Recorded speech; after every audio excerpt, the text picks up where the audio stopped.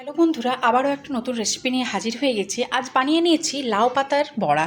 এটা কিন্তু যেমনই সুস্বাদু হয় তেমনই মুচমুচে হয়। এখানে আমি প্রায় 100 গ্রাম মতো মুসুর ডাল নিয়ে নিয়েছি। খুব ভালো করে ধুয়ে নেব যতক্ষণ পর্যন্ত সাদা একটা জল না বেরিয়ে যায়। 2-3 বার ধোয়ার পর ঠিক পরিষ্কার একটা জল বেরিয়ে গেছে। এখন কিন্তু ঢেকে আমি 1 ঘন্টা মতো ভিজিয়ে রাখবো। দেখো কত সুন্দর ভিজে গেছে, জলটা এখন ছেঁকে নিচ্ছি। এরপর একটা মিক্সিং জারে দিয়ে মসুর ডাল, কাঁচা লঙ্কা আর এখানে দিয়ে দেবো লবণ।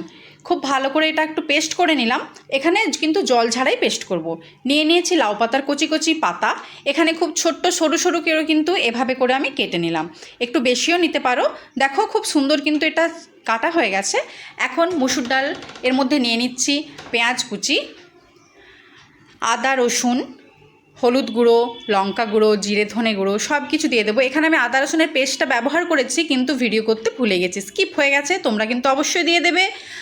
এরপর খুব ভালো করে কিন্তু হাতের সাহায্যে মেখে নেব। যেহেতু কাঁচা লঙ্কা দিয়েছিলাম তাই কিন্তু এখানে আমি কোনো আর লঙ্কাটা ব্যবহার করলাম না। এখন সর্ষের তেল দিয়ে ভালো করে কিন্তু ভেজে নেব। সর্ষের তেলটা গরম হওয়া পর্যন্ত অপেক্ষা করব। এরপর হাতের মধ্যে নিয়ে ঠিক এভাবে একটু চ্যাপটা চ্যাপটা শেপ দিয়ে দেব, যাতে করে দুপিঠটাই খুব ভালোভাবে হয়ে যায়, ভেতরটাও যাতে সুন্দরভাবে হয়ে যায়।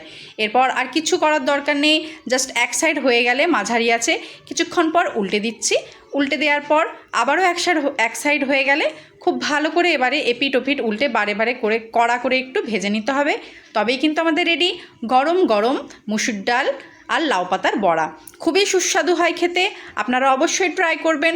ভালো লাগলে ফলো দিয়ে পাশে থাকবেন। ধন্যবাদ।